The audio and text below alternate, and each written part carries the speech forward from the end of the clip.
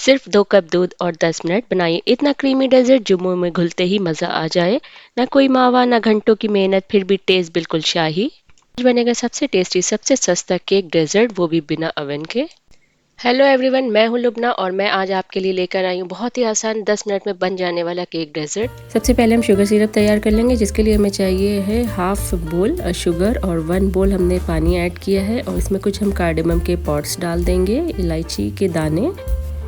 इसे हम जब तक पकाएंगे जब तक सारी शुगर डिज़ोल्व ना हो जाए और इसका जो पानी है वो रिड्यूस हो जाए। और ये जब तक पकाना है जब तक बिल्कुल लाइटली सा चिपचिपा ना हो जाए, हमें ज़्यादा चिपचिपा नहीं करना है, बस हमें एक सिरप चाहिए। दूसरी तरफ हम तैयार कर लेते हैं कॉर्न स्टार्च की स्लरी। इसके लिए हमें चाहिए 2 टेबल स्पून कॉर्न स्टार्च और इसमें हम पानी डाल देंगे और उसे डिज़ोल्व कर लेंगे, लम्प फ्री एक घोल बना के तैयार करके रख लेंगे।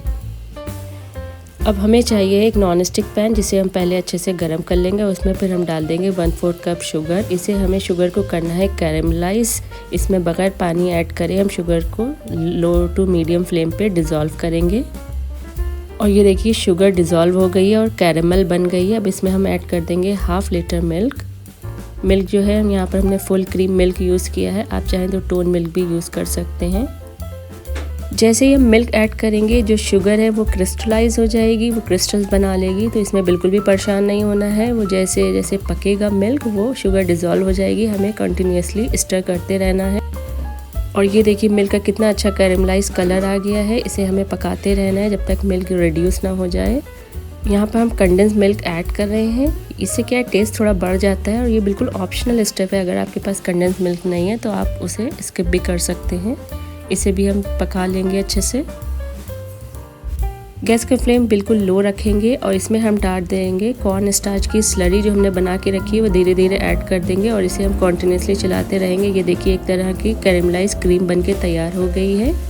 अब हम गैस का फ्लेम ऑफ कर देंगे। अब यहाँ पर हम असेंबलिंग कर लेते हैं। इसके लिए हमने यूज़ किया है केक रस।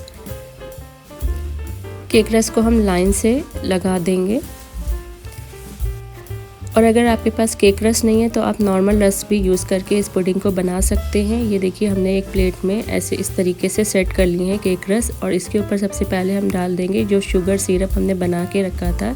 ये जो शुगर सिरप है वो वार्म है, इसे हमें बिल्कुल ठंडा नहीं डालना है और वो एब्जॉर्ब कर लेंगे केक रस। फिर उसके ऊपर से हम क्रीम जो बनाई है वो हम पूरी स्प्रेड कर देंगे जितनी भी क्रीम है, ताकि वो अच्छे से केक रस के अंदर चली जाए, एब्जॉर्ब हो जाए। इस तरीके से टैप करेंगे ताकि एयर बबल्स हट जाएं और ये क्रीम को ऊपर से बिल्कुल स्मूथ और प्लेन कर लेंगे। इसे हम गार्निश करेंगे चॉप नट्स के साथ। यहाँ पर हमने यूज़ किए हैं आलमंड्स और कैश्यूज़।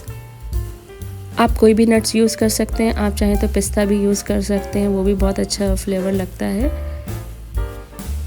इस पुडिंग को हम चिल करके ही सर्व करेंगे, इसलिए हम इसे रखेंगे रेफ्रिजरेटर में 3 से 4 घंटे के लिए मिनिमम। और अगर आपके पास कम टाइम है तो आप फ्रीज़र में भी रख सकते हैं, आधे घंटे के लिए क्लिंग रैप करके ही रखिएगा।